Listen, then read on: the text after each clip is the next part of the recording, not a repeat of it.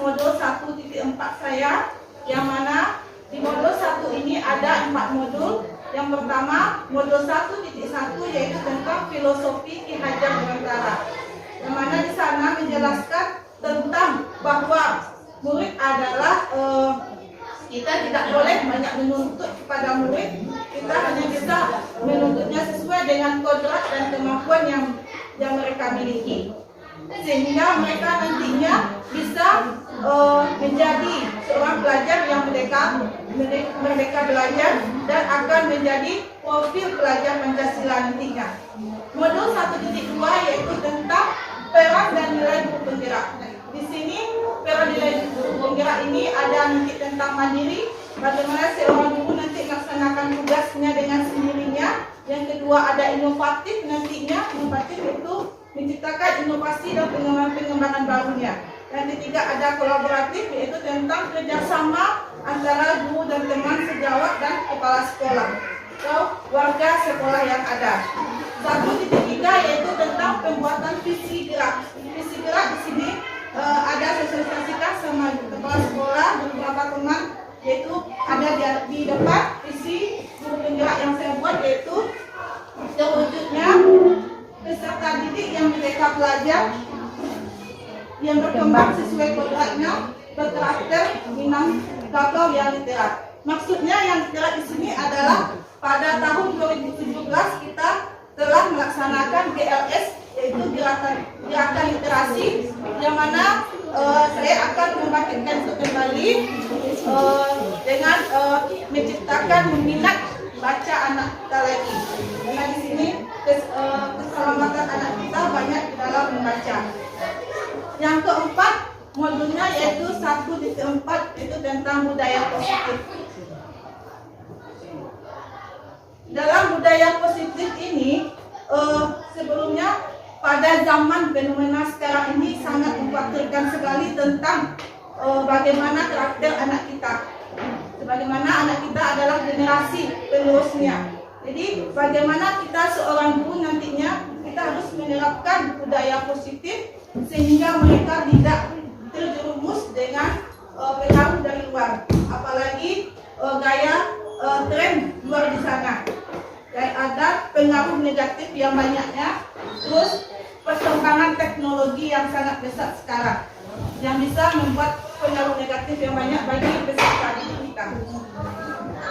Dan selanjutnya di sini, untuk itu kita sebagai seorang pendidik kita akan menerapkan budaya positif di lingkungan sekolah dan nantinya akan bisa juga dibawa di lingkungan keluarga dan di masyarakat. Di sini saya membuat semacam budaya positif pada murid di kelas 2B ini, yaitu tentang kesepakatan kelas. Di mana kesepakatan kelas yang telah saya buat di pojok baca. Di pojok baca ada beberapa kesepakatan kelas yang telah kami buat, telah saya buat bersama murid. Ada sosialisasinya bersama murid. Yang pertama ada kesepakatan kelas tentang datang pada waktunya. Yang kedua ada itu tentang membuang sampah pada tempatnya. Yang ketiga ada tentang berpakaian rapi dan sampai selanjutnya. Nah, di sini dalam sosialisasi sekarang ini modul 1 filosofi Ki Hajar Dewantara dan modul 1.4 budaya positif terhadap guru SDN 13 Purwokerto yang mana akan saya presentasikan pada hari ini. Nah, di dalam kesepakatan kelas ini adalah sebuah budaya positif yang saya angkat di kelas, yaitu menerapkan nilai-nilai positif agar siswa tersebut bertanggung jawab apa yang telah disepakatinya di kelas. Misalnya yang datang terlambat tadi, apa sanksi yang akan kita berikan? Di sini kita sebagai guru kita tidak memberikan sanksi, tetapi kita memberikan semacam solusi atau apa yang harus dilakukan oleh siswa tersebut. Dengan di sini kita akan menyelesaikannya dengan bentuk penyelesaian segitiga restitusi. Jadi segitiga restitusi ini ada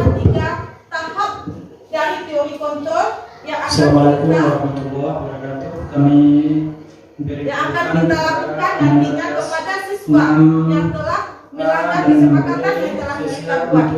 Yang pertama yaitu menstabilkan identitas atau stabilitas dan identiti. Sini adalah menurut kontrolnya kita semua akan melakukan hal terbaik yang bisa kita lakukan. Contoh anak yang datang terlambat tadi, kita tidak langsung memarahi anak tersebut. Kita biarkan mereka duduk dulu. Setelah itu kita panggil baik-baik. Setelah itu kita menanya cerita kenapa mereka datang terlambat. Setelah kita menanya ceritanya bagaimana dia datang terlambat, kita baru menjelaskan besok jangan terulang lagi dan kita kasih solusi supaya tidak datang terlambat lagi. Yang kedua, validasi tindakan yang salah. Maksudnya di semua perilaku memiliki alasan. Kita tidak boleh menyalahkan anak sebelum kita mengetahui apa alasannya yang mereka lakukan. Jadi kita tidak boleh berkata apa-apa dulu sebelum kita menyalahkan alasan dari anak. Yang ketiga yaitu menanyakan keyakinan. Kita semua memiliki motivasi internal. Dari alasan masalah yang diciptakan tadi, yang dibuatnya tadi itu, kita akan mengadakan semacam motivasi antara kita dengan anak sesuai pribadi kita. Jadi apa motivasi yang seharusnya dilakukan supaya hal demikian tidak terjadi. Nah, ini ciri-ciri restitusi yang saya bicarakan tadi. Ada 10 ciri-ciri restitusi, yaitu yang pertama, restitusi bukan untuk menebus kesalahan, namun untuk belajar dari kesalahan. Maksudnya di sini anak yang berbuat salah, kita tidak boleh menghukumnya dengan kita meminta sesuatu. Misalnya anak mencoret dinding atau misalnya mencoret meja, kita tidak boleh meminta imbalan. Tapi kita arahkan mereka untuk tidak berbuat itu lagi. Yang kedua, restitusi memperbaiki hubungan. Dengan adanya tadi kesalahan yang dilakukan misalnya dengan temannya, kita harus memperbaikinya sehingga hubungan mereka tidak akan rusak nantinya. Yang ketiga, yaitu restitusi adalah tawaran bukan paksaan. Tawaran maksudnya di sini, misalnya ada kesalahan yang menawar, Bu, kalau begini saya gimana, Bu? Apa kalau misalnya saya diringankan sanksinya gimana, Bu? Itu yang harus kita berikan, bukan paksaan sesuai dengan keinginan kita. Yang keempat yaitu restitusi menuntut untuk melihat ke dalam diri. Maksudnya sini introspeksi diri anak itu sendiri, apa yang telah mereka lakukan. Yang kelima, restitusi mencari kebutuhan dasar yang mendasari tindakannya. Apa dasar dia melakukan hal demikian sehingga membuat permasalahan yang telah dilakukannya. Yang keenam yaitu restitusi diri adalah cara yang paling baik, yaitu anak bisa menjadi untuk pengamanannya. Jadi mereka tidak akan melakukannya lagi karena kesalahan yang mereka buat itu akan mengakibatkan dirinya sendiri yang rugi. Yang ketujuh yaitu restitusi fokus pada karakter bukan tindakan. Di sini jika anak yang melakukan pelanggaran, kita akan lebih membina karakter mereka. Kita bukan memberikan tindakan, kita bukan memberikan hukuman kepada anak tersebut. Selanjutnya yaitu restitusi menguatkan. Kita sebagai guru yaitu sebagai binovator, fasilitator, motivator bagi anak, kita akan menguatkan anak yang melakukan kesalahan nanti untuk menjadi yang lebih baiknya. Yang kesembilan, restitusi fokus pada solusi. Jadi restitusi itu bukan mencari masalah lagi, menyudutkan bukan, tapi mencari atasi solusinya yang baik bagi anak dan bagi kita sebagai seorang guru. Yang ke-10 yaitu restitusi menyembarkan murid yang berbuat salah pada kelompoknya. Nah, di sini maksudnya anak yang bersalah tadi dia akan menyelesaikan dengan kelompoknya dan akan menjadi yang lebih baik nantinya.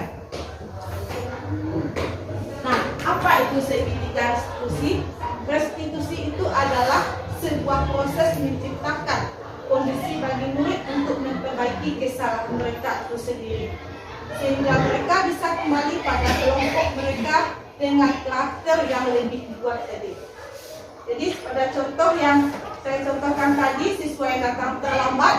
Jadi dengan kita masukkan tadi apa alasannya, apa solusinya, terus apa upaya yang akan mereka lakukan jika tidak mengulangi lagi, maka karakternya akan lebih kuat kita adakan dengan semacam penyelesaian segitiga restitusi ini. Ini bentuk dari segitiga restitusi untuk mengatasinya. Yang pertama dari bawah kita lakukan menstabilkan identitas. Di sini maksudnya menstabilkan identitas, kita stabilkan dulu anak yang datang terlambat tadi. Kita tidak langsung bedanya, tidak langsung memberi hukuman, tapi kita tenangkan dulu, kita dudukkan dulu, kita dudukkan di samping kita dengan baik. Setelah itu kita baru validasi tindakan salahnya. Setelah itu apa yang dilakukan, tindakan yang salah yang telah dilakukan, kita tanya, saya datang terlambat, kenapa datangnya terlambat? Dalam saya tujuannya malam. Nah, itu. Selanjutnya kita menanyakan keyakinan. Apa ya keyakinan yang akan disertakan untuk kedatangannya? Saya akan tidak tidur malam lagi, saya akan berusaha tidur dengan cepat agar tidak datang terlambat lagi. Jadi ini segitiga restitusi dalam menghadapi budaya positif pada anak kita. Ini penjelasan dari yang saya jelaskan tadi. Sisi pertama menstabilkan identitas. Yang kedua, validasi tindakan. Yang ketiga, yaitu menanyakan keyakinan. Jadi kalau dia sudah yakin, kita beri motivasi secara internal, maka anak itu dia akan tidak menyesali lagi perbuatannya dan akan berubah lagi perbuatannya yang lebih baik.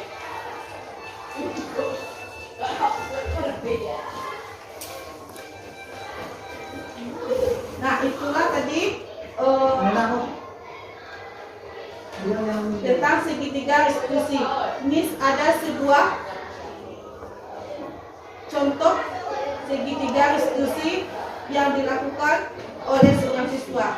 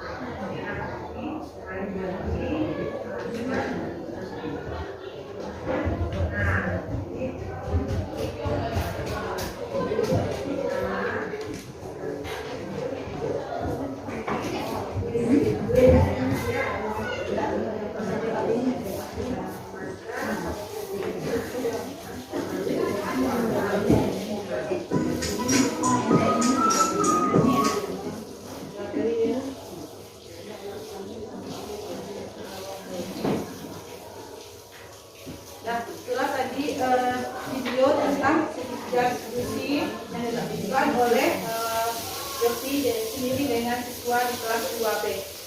Nah, sebelum saya membuat sosialisasi tadi, saya membuat laporan, yang mana laporan ini saya sudah bicarakan konsultasi dengan ibu dan kepala sekolah dan beberapa teman yang terlibat di dalam pembuatan ini. Ini pertama yaitu saya minta izin pada kepala sekolah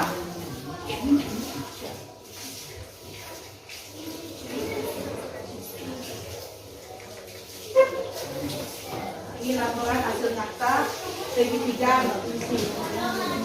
Ada langkah-langkahnya di sini. Selanjutnya yaitu ada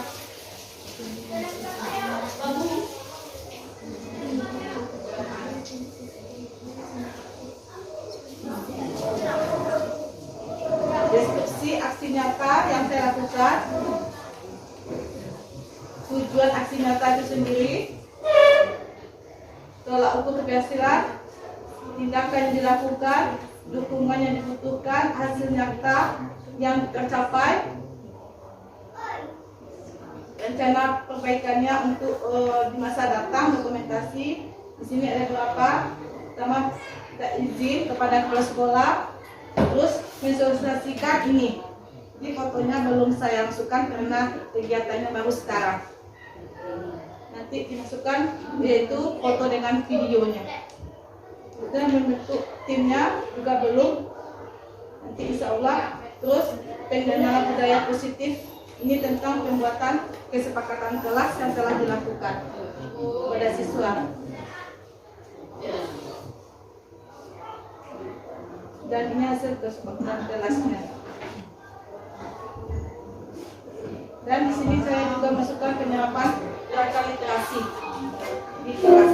Nah, itulah tadi sosialisasi tentang modul 1 sampai modul 4 tentang Ki Hajar Dewantara dan budaya positif yang saya lakukan. Insya Allah hari Senin ini saya akan masuki modul 2 lagi. Mohon doa dan harapan dari Bapak untuk semuanya. Mudah-mudahan untuk modul 2 dan 3-nya akan berjalan lancar nantinya sampai insya Allah sampai bulan Oktober diklatnya. Terima kasih atas kesempatan Bapak dan Ibu saya ucapkan. Terima kasih. Wassalamualaikum warahmatullahi wabarakatuh. Waalaikumsalam.